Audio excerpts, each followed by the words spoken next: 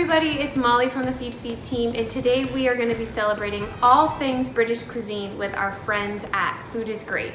So we're going to be making a super easy, really low-key Stilton popover. So obviously the culture of food in the UK goes back centuries, everything from beer making, those amazing stouts, to wine, to dairy production and different cheeses, and Stilton is definitely one of my favorite products. And so let's talk about how easy these are to make. All right, so let's talk about the ingredients for our popovers. So we are doing just 1 cup of all-purpose flour, some whole milk that I warmed slightly, some melted butter, some minced chives, 2 eggs at room temperature, and then we have this beautiful Stilton cheese. So if you've never had Stilton before, it's super creamy. It has a really sort of clean and subtle flavor. If you think you don't like blue cheese, I would definitely encourage you to give this a try. It's so delicious. And it's been made in Leicestershire, Derbyshire, and Nottinghamshire for generations, basically using the same technique for all of those years. So in this recipe today, we're going to be using 1/3 of a cup of our crumbled Stilton. And you can recognize Stilton by sort of this like off-white, beautiful creamy color and these awesome marble blue veins, bluish green veins, which actually matched my counter very nicely. One thing that is a little different about my recipe for these popovers is that we're using a basic muffin tin. You know, usually you would see a recipe call for like a popover tin. I don't have one. I don't like buying sort of like single-use gadgets, so we're gonna do a muffin tin. One thing I wanna call out, you want just like your basic standard run-of-the-mill muffin tin. This one I have that I tested with a couple times and didn't love the results. Has sort of this like texture on the bottom.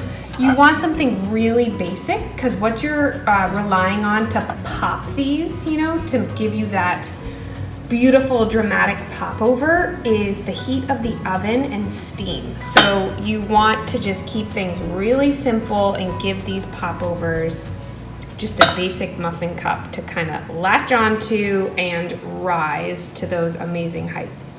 So our recipe makes 8 popovers. This obviously only has 6, so I'll just do mine in batches. But if you have a 12 tin, go ahead and you're gonna just really generously coat each cup with some melted butter. And we're just gonna set this aside while we make our batter, just so it is ready to go as soon as our oven preheats. Okay, so now that our pan is prepared, we're gonna just start making this batter. So the first thing I'm gonna do is add our 2 eggs, a teaspoon of kosher salt, and then 1 cup of milk that we have warmed ever so slightly. The reason you want to start with ingredients that are warm or room temperature is you don't want to put something, you know, ice cold into the batter. You're going to have different temperatures going on, and then when you put these into the oven, they're not going to give you that dramatic rise that we're looking for. And the other key step here is I am going to whisk these eggs together for about 30 seconds. I really want to make sure that they are well combined with our milk, that there aren't any sort of stray egg whites sort of clumped up. You want a really nice homogeneous mixture. So as you can see, the eggs and the milk are really well combined. The kosher salt actually helps sort of to make those combine really nicely. So that's why I add it there instead of with the flour. And now I'm just adding our flour to a sieve, and I'm just gonna sift it right on top. Again, we wanna keep things nice and light, so that's why I'm sifting our flour. We don't want any sort of clumps weighing us down. I'm just gonna start whisking this together.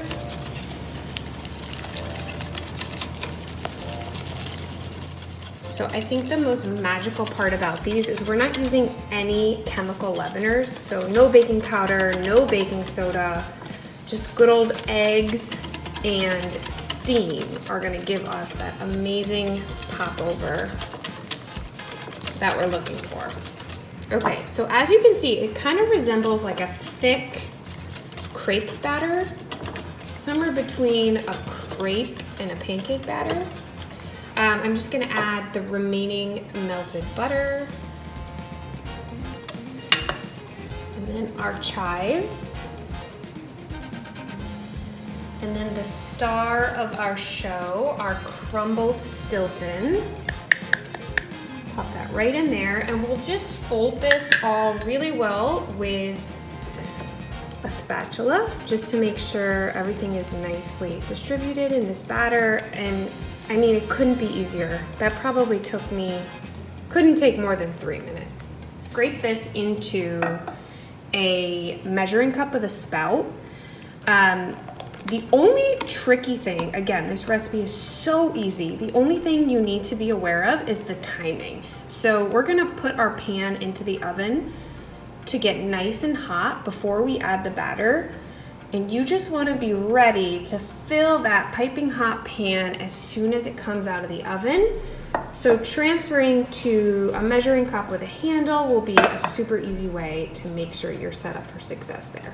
So my oven is preheated to 400, and I am going to just pop our muffin tin in there to preheat for 5 minutes. I want it to get super hot so that when our batter goes in, it's gonna make a nice puff of steam, and it's gonna rise those little popovers to great new heights. So my pan is in here. It's gonna preheat for about 5 minutes. You can see I don't have it all the way at the top, but fairly high up in the oven, and I'm gonna shut this before I let out all the heat. Okay, so I'm working really quickly here. I pulled our preheated pan out of the oven. You can see that the butter started to brown a little, and that's okay. That's just gonna be a little extra flavor. And we are going to fill these up just about halfway.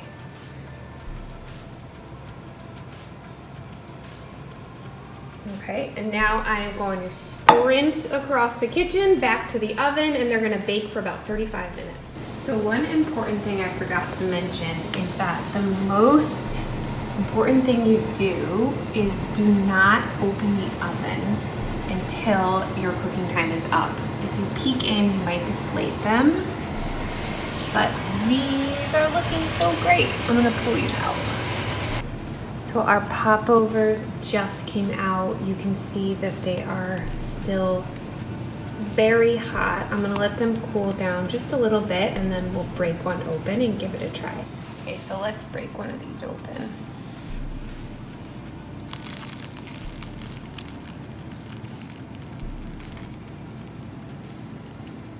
Oof, so good.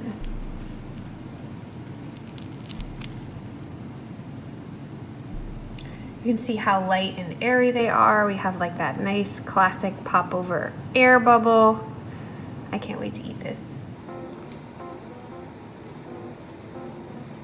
It's so good. It has sort of like that crunchy exterior. It has a nice note from the chives. It has like that creamy Stilton to make everything really well balanced. It's so good.